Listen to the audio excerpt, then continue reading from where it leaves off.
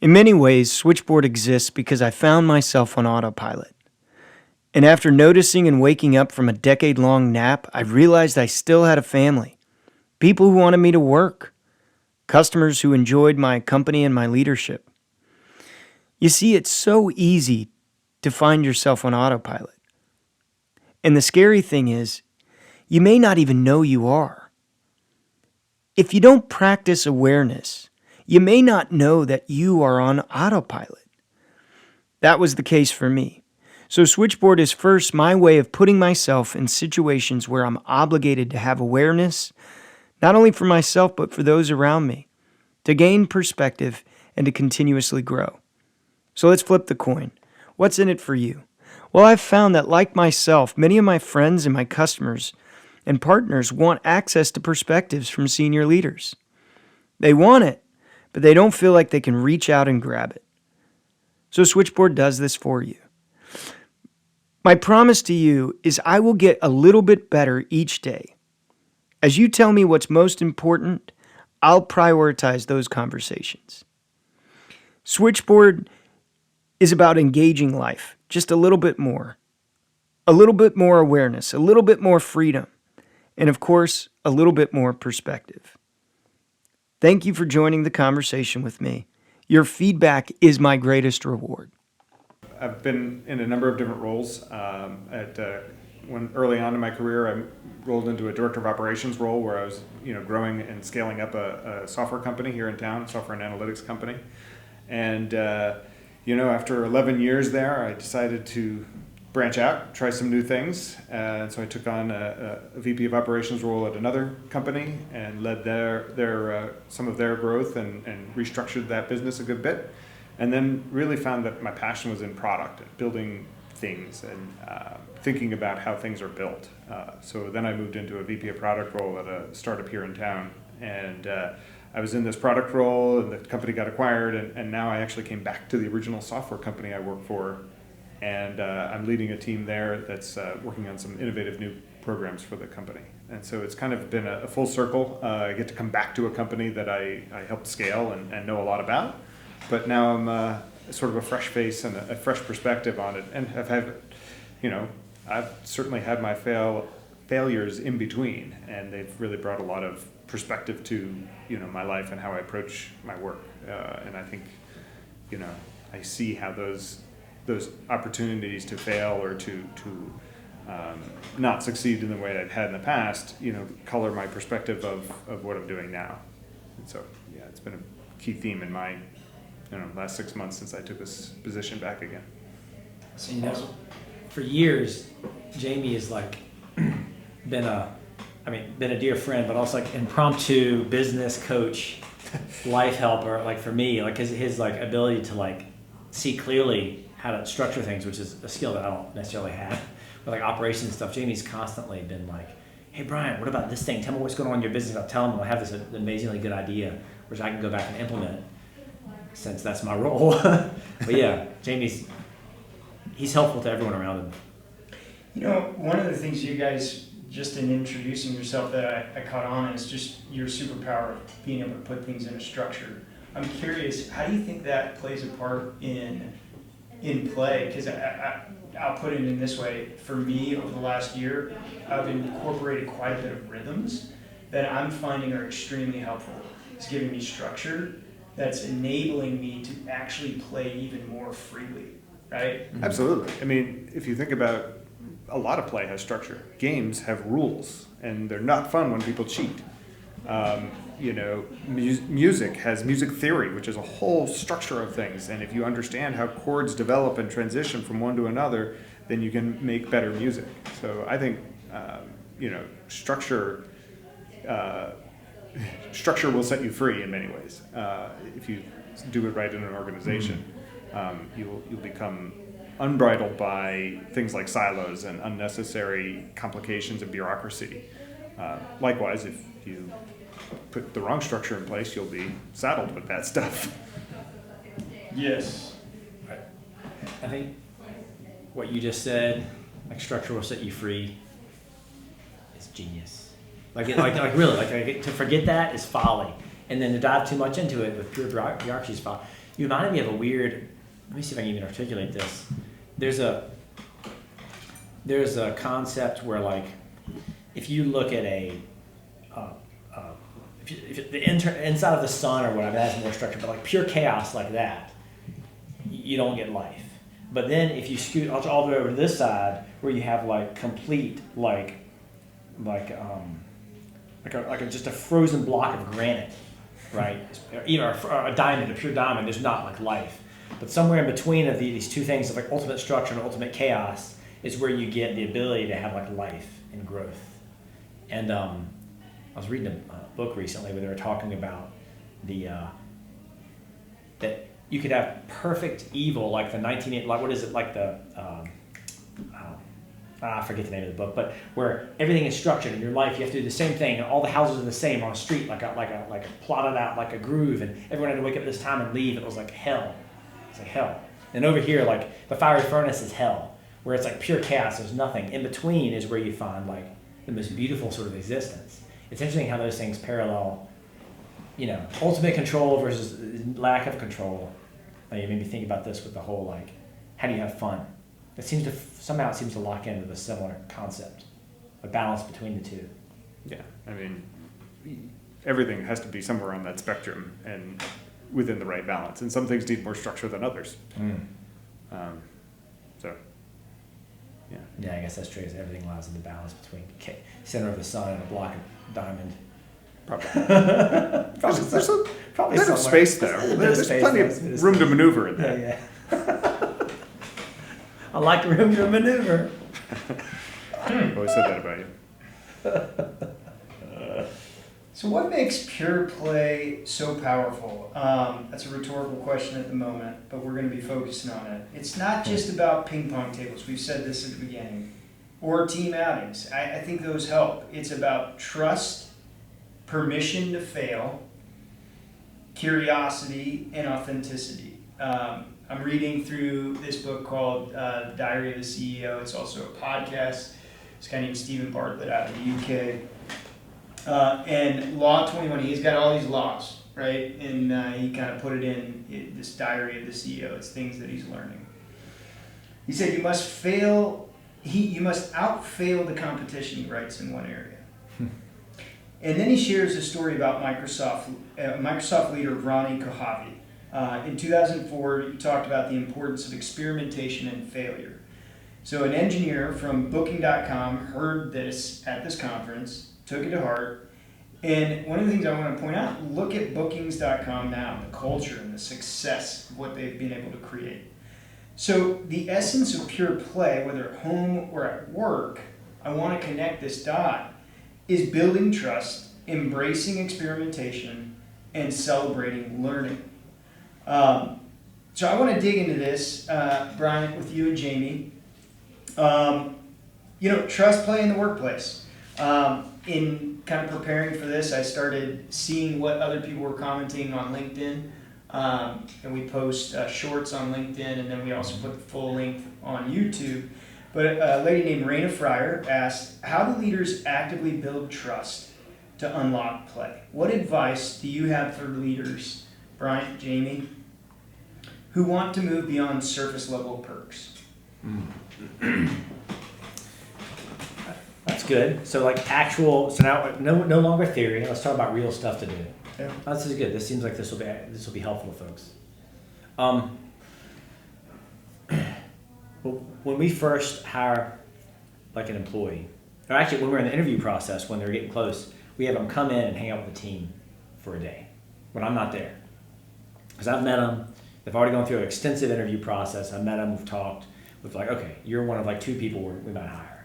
They go in and talk with the team, and almost every time they ask the team, they're like, look, so Brian said these things. They ask, is this like real? Is this true? Almost everyone asks the team if what I said is like real about the workplace. And then one reason we have them come in is to see that it is. So one thing they almost always do is they, at lunch, they sit around our conference table and the staff eats together, and they open up YouTube, and it's logged into my personal YouTube account because I pay for it, so there's no ads. And then what they do with this new hire is they go and they type in like fake stuff for YouTube searches, like how to remove massive amount of hair from your back. Or like, and they do these searches, and they're all laughing because like Brian's gonna find it when he's at home with his girlfriend or whatever. And I do. And I'm at home, and I send the best to the team at like 9 at night. I'm like, you a-holes, because I click, and in our search history, it's like, you know, what is a natural remedy to have a very short penis? You know, whatever it is. Like this is what I'm gonna look at on YouTube. And so anyhow, they realize that it's an environment that is safe, because when the CEO can be the butt of a joke, and that's okay, then the other people realize, okay, it is okay. I'm not going to get fired for a mistake. When, you know what I mean? Like I think that is a way to convey very quickly that there's a trust in the environment. That's one of many things, but I'll think on some of the other pragmatic things we actually do, or like real things we do. But I mean, I think it plays, it's the same sort of thing. You have to lead by example. So if you want to create an environment that's fun and playful, then you've got to be open and fun. And if you want to create an environment where failure is an option, it's okay to have a failure, you have to be able to talk about your own failures as well as everybody else's. You can't just expect that everybody's going to come tell you everything that they failed at. You've got to say, hey, look, I've failed at this. Here's what I learned. Let's all not make this mistake again. I'm sharing it with you guys so you guys can learn. Because very much the culture of a company, does come down from the leaders and how they manage that company. So if you want to create a fun or innovative culture, or you want to create a culture where it's very experimental, things like that, then you've got to lead and you've got to do that. So that may be like, hey team, I wanted to try reorganizing our meetings so that we do it this way this week, and at the end of the week you can just let me know whether you like this or like the way we did it before. Or maybe get their investment in it. How would you guys want to do it? So now they're investing in the ideas and the innovation, and they become a part of it, and so then they're even more likely to like it because they're investing with you. And likewise, if you want a bitter or jaded culture, the same advice applies. I mean, you can complain about your customers, you can complain about the bosses and all those things, and you'll end up with a very bitter, jaded team, and probably suffer some pretty high turnover. Which you will never be able to cure until you change. So it's always like, the leadership, their key part of the leadership's role is to emulate the organization that they want. And so focusing on that and leading with that and exemplifying what you want is the easiest way to get there. It's not about the values you put up on the whiteboard. It's about what you show. Yeah, well said. Also, to add to that, to tack on to what Jamie just said, which is absolutely critical, would be if you're focused on people working for 8 hours, or you can say, are you at your desk for 8 hours? That's one metric of getting the job done. But a better metric is the work getting accomplished on the due dates it needs to be accomplished? Because then, if somebody who's really efficient can knock the work out and have time to go for a jog or a walk or go to the gym during the middle of the day because that's what's better for their life, great. If somebody's like, look, man, it's a tough day, I'm going to work some more in the evening when I get home. But I mean, having an understanding of what constitutes getting the work done and not harping on sitting in front of your desk in front of a computer for 8 hours exactly is not only is it more human, but it allows for free time for play without judgment, right? Because if you're not in front of your desk, you're not getting judged. No, dude, the job's, when do I ever not get the job done? Oh yeah, you always get the job done. Yeah, do whatever you want. Like being able to, like that, adding that with what Jamie talked about gives freedom and trust and leads to play. So let me take on the role of moderator and ask you a challenge to that, because this is something I debate. My wife has been a nurse for years, and so she works in a very structured environment where she has to be there from 7 a to 7 p. I can think in business, there's customer success, or customer service. They've got to be there to answer the phone calls, so they can't, do their work later because their job is to do it right now. Yeah. How do you create that quality for people in those situations? And those are challenging ones. Okay. No, that's great. So Chris is our dispatcher. Mm-hmm. Chris is there from the time we open to the time we close every day. Any call, any walk-in, any email, he's getting that thing, right? Mm-hmm. But if Chris is sick or something, what do we do, right? We can't have him at any point. So we have a backup system for Chris where he can hit a button on our call queue, and then it goes, our team has been trained to be, that they can grab dispatch if he's gone or something. But also, if Chris has something he has to do for his home, if he has dental work, if he has to be a human being and he can't be there, he does it. I've been pulling him in some meetings because he's like a great sales guy. People love him. So when I pull him into a meeting, he flips on the call queue for the text to do it. So him having backup allows for him to have some flexibility. But he has the least, of everybody in our company, he probably has the least flexibility. But still, he's also probably one that has that is responsible for more antics and more like fun play stuff than almost anybody else in the company is Chris. He's in the midst of everything. Like he's always in the middle of doing something, making some joke or prank, or he's helping me plan events we do for staff and stuff like that. Yeah, if he was here, we'd ask him and he grabs time when he's not busy. Like he will always be checking the service board, and he'll get a ping. But if nothing's happening, he's like in a free spot. He'll do other things, and I don't care what he does. It's interesting. I don't think you can sustain forever, all the time, every moment of every day. Like, oh, I just love my job, right? No. But to a certain level and a certain degree, I think there is some merit to say that work doesn't feel like work when you actually are having fun with what you're doing. And so part of the thing that I'm starting to think through with this conversation, at least for myself, is what do I connect with the job that I'm doing? Is there areas where I'm connecting? Am I having fun? What's the reasons? What's preventing that fun from happening? What's preventing that play from happening? What's preventing me from feeling like, oh man, this doesn't feel like work? And sometimes it's going to feel like work, but I'm really kind of trying to flesh that out a little bit more, because I think there's a certain level where, man, and some people you may look at and say, you have no work-life balance. But yet, they're enjoying everything they do. What do you say to the person who actually wants and gets fun and enjoyment out of their work, and they work 7 days out of the week? Is that possible? I have a couple thoughts from that. Well, so one thing is, you mentioned like all the instances of play you've mentioned have to do with people being together. They're not remote. People are together in person, right? When one of the guys told me after he got a job, I don't know, this was maybe a year later, and he was like, dude, he was like, thank you for hiring me to be here. Like, dude, thank you for choosing to work here. You're like, this is great. He was like, no, like, every day, I don't feel like I go to work. I feel like I go to help my friends. So the way he feels about it is he's not going to work, he's going to help his friends, which is work, but that's totally different. Like, I don't have a great desire to go dig a giant hole out in my yard, but if my buddy needs it, oh yeah, I'd go be there in a heartbeat. Let's go dig a hole together.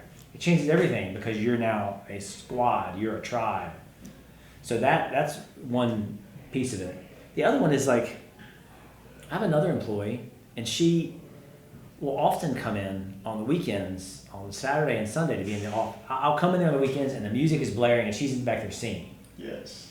And I'm like, everything okay? She's like, oh yeah, I just had some stuff. I figured I'd knock it out so next week is easy. But she was like, this is my zen area. This is like my peaceful time. Like it's a lot of energy being able to be alone and recharge in a space which is her space, right? And that in the shop area is like her space. And she can blast music and sing on the weekends. She can't do it during the week.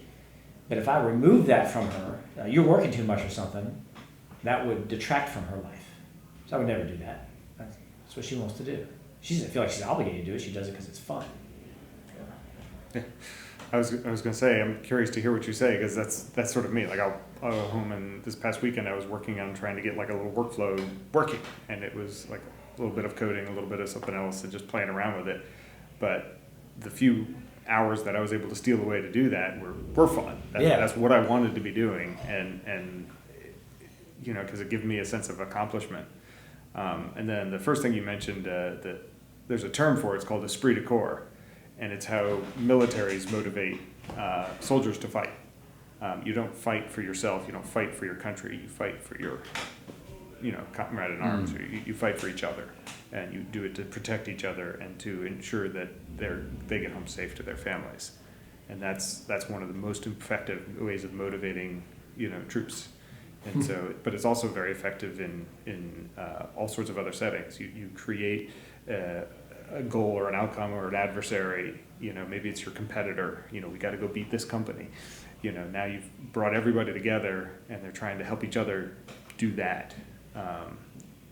That's how you build that sort of strength. So it's That's interesting. very well documented, very well Yeah. thought about. Yeah, gamifying things, I mean, definitely has worked for me for sure. And I think you're right though with the goal. I mean, I mentioned the fact that I bought my kids a skateboard not put together Yeah. for the intentional purpose that we could put it together. And that's because when I was a kid, my dad said, "No, I'm not going to go get you a skateboard." And I was like, I'm gonna make a skateboard. And so I found a deck in one area. I went through a trash can in another, and I found trucks, and I found wheels, and I got this thing together, and I went out. All right, we're gonna skateboard now. That's And fantastic. guess what? I forgot the bearings. Well, And it was that point that my dad ended up buying me a skateboard. And I was like, "Dad, I need bearings." He's like, "You know what? We're just gonna buy it." But what that it's because he taught didn't me- have any bearings. Yes. What that taught me, and even as I reflect back, right, is I wanted to have a skateboard so bad that I wasn't going to take a no and then just say, okay, no skateboard. No, and it wasn't. It didn't feel like work to me. Was that the most efficient way to put a skateboard together? No. Did it end up working in the long run? No. But I could have made it work at some point. That's right, It that's taught me that persistence, right? And having a goal though made that fun. I actually enjoyed it. First thing I wanted to do when I get home from school was like tinker around with it a little bit more. That's cool, man. Yeah. It's investment. It's the Yeah. same thing I was saying Yeah. earlier. You get people to invest in something with you, then they're going to enjoy it more, they're going to partake in it more, they're going to believe in it more. Yeah, I mean, things I wrote down from what you guys are talking about is modeling it. I mean, another thing that I'm learning just from being a dad, right, is, you got these 3 kids at different ages. They're 4, 6, and 8. They're all turning another year, 5, 7, and 9. And the way I grew up, very rigid, isn't the way Pam and I want to raise our kids. We want to raise them to think and be independent. Already, my oldest daughter is making the best chili I've ever had in my life. And I mean, it's like, I told Pam though, I actually told her, I was like, hey, when we have kids, I'm pretty sure they're going to be self-sufficient, because that's just who she is. She's really, really independent, very, very good at what she does. But what I'm noticing is I can't demand of my kids. I can't just say, just go do it. And even if I want to. If I'm not modeling that in front of them, now get this. I can look at them and say, go do it, yell at them, pick them up, put them in their room. But what I'm finding is really working, I mean, it's just not working. But just to be clear, but what is working is, I've noticed in the morning, I've started to sit down and just write again. I just sit and write about what happened the day prior and what's coming up that day. And guess what I'm starting to see? My oldest daughter is sitting down and writing with me. Oh, that's So cool. even modeling some of these simple rhythms, right? I make 4 eggs and a half avocado every morning. That's my breakfast. And it's my breakfast because my coach, Matt Hart, said that's what you need to eat. And I found that that's easier for me, not even have to think about it. Not to have to think about what I'm going to do when I go to the gym, what I'm going to eat. But guess what? Now I'm a breakfast cook. Again, my first job, I was a breakfast cook at Burger House in California, Missouri. Not kidding. I woke up at 3 in the morning. Dad drove me there, and I would make all the stuff. I'm returning back to my first Breakfast cook for your fans. That's right. I'm making their one next. But yeah, I don't know. I really believe what you guys are saying there with modeling it and that being. Just sit here and make some music.